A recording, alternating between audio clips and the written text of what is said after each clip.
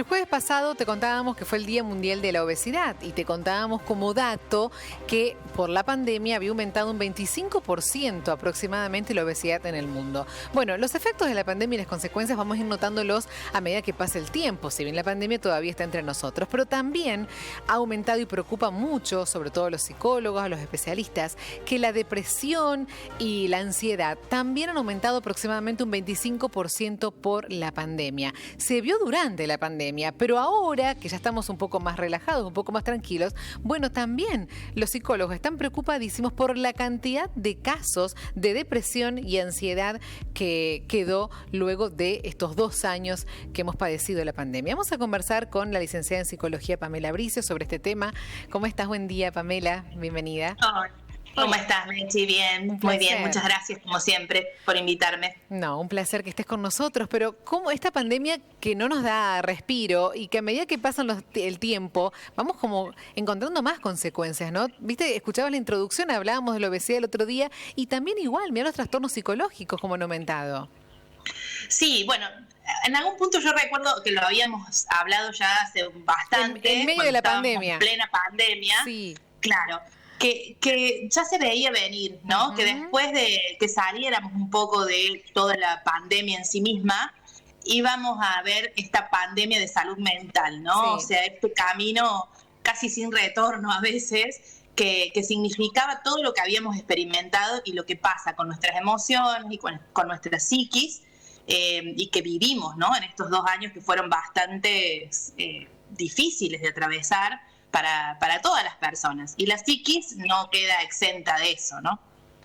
Bueno, me llamó la atención, es un informe de la Organización Mundial de la Salud, que estamos dando a conocer, que empezó a hacer todo un relevamiento exclusivo por los efectos de la pandemia y en este caso hizo hincapié en estos trastornos psicológicos. ¿Por qué, Pame, las mujeres más que los hombres sufren de la depresión y la ansiedad, sobre todo ahora en esta época?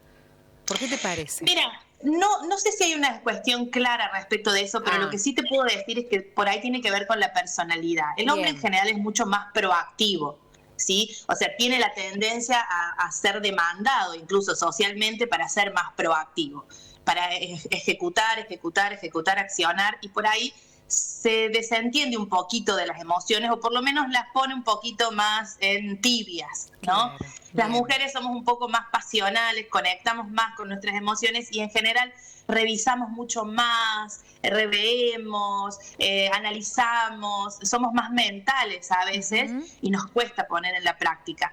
Y ahí es donde se ve tal vez esta diferencia. Pero igual te diría que en este caso va pareja la cosa, no te creas que es tanta la diferencia. Y con respecto a la franja etaria, se habla mucho que muchos de los más afectados son la franja etaria entre los 20 y los 25 años. Sí. Son muy jóvenes. Muy jóvenes. Y sí, se ve. Lo que pasa es que la adolescencia se vio muy afectada durante el tiempo de la pandemia. ¿Sí? Recordamos que es una etapa en donde uno debería, o en general, se relaciona profundamente con sus pares, con lo social, con el afuera.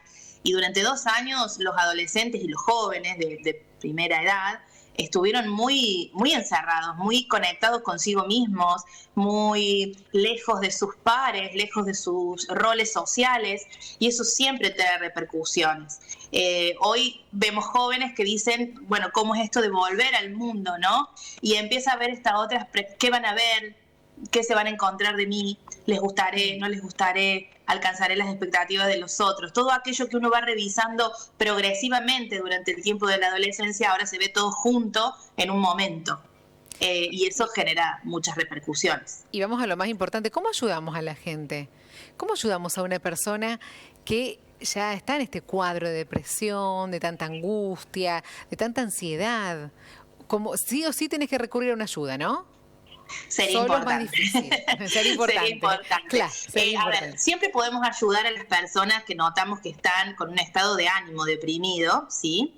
Que tenemos que marcar una diferencia. Hay personas que pueden estar con un estado de ánimo deprimido y no necesariamente estar atravesando una depresión mayor, ¿sí? O sea, un cuadro patológico. Cuando encontramos eso, es muy importante darle razones, ¿sí? Encontrar a las personas, decirle, bueno, a ver, ¿qué podemos hacer? ¿Qué te gusta? ¿Cómo te acompaño en esto? Si notamos que podemos acompañarlos de alguna manera. Pero si notamos que la cuestión es un poquito más grave, seguramente ya hablamos de un diagnóstico, ¿sí? Claro. Con un cuadro patológico concreto. Y ahí necesitamos sí o sí la intervención de profesionales de la salud mental, ya sea psiquiatras o psicólogos, que pueden acompañar de un modo más efectivo, digamos, porque si no, es muy frustrante. ¿Sí? Si yo creo que puedo acompañar a alguien y no tengo los recursos ni las herramientas adecuadas para hacerlo. Seguro. ¿Y qué síntomas hay que tener en cuenta, Pame? Bueno, mira, ese es un tema importante porque nosotros a veces relacionamos la depresión con alguien que no tiene ganas de hacer nada, ¿no? El que está en la cama, el que está tirado, el que dice no tengo ganas. Sí, eso se va a manifestar, es posible que lo veamos. Pero también vemos personas que pueden estar activas, porque pueden necesitar trabajar, necesitar hacer sus cosas, pero aún así les notamos que empiezan a ser más retraídos, no quieren encontrarse con otros, que dejan de hacer actividades que les resultaban muy atrayentes o muy importantes, que no quieren hablar de lo que les pasa.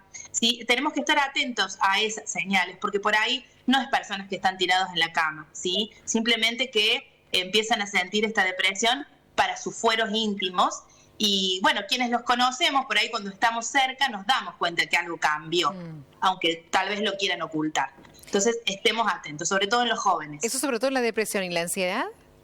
Bueno, la ansiedad es un poquito más clara. Los ansiosos en general sienten molestias físicas, pueden sentir molestias en el pecho, sensación de agitación, y si no, esta cosa de no puedo parar de pensar, todo es un gran problema.